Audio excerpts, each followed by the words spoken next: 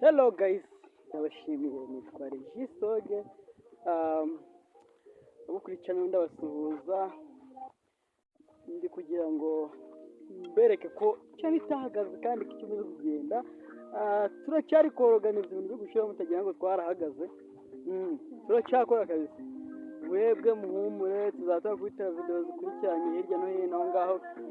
Tuvuye gusura ahantu aho baragiraga, niyo mpamvu muri kuba turi gucuranga izo ndirimbo nizo hantu hahe. Iyi ni ifamu noneho iri inyuma yacu, aha ngaha hose mubona ni ahantu bateye ibyatsi cyangwa ibiryo by'amatungo.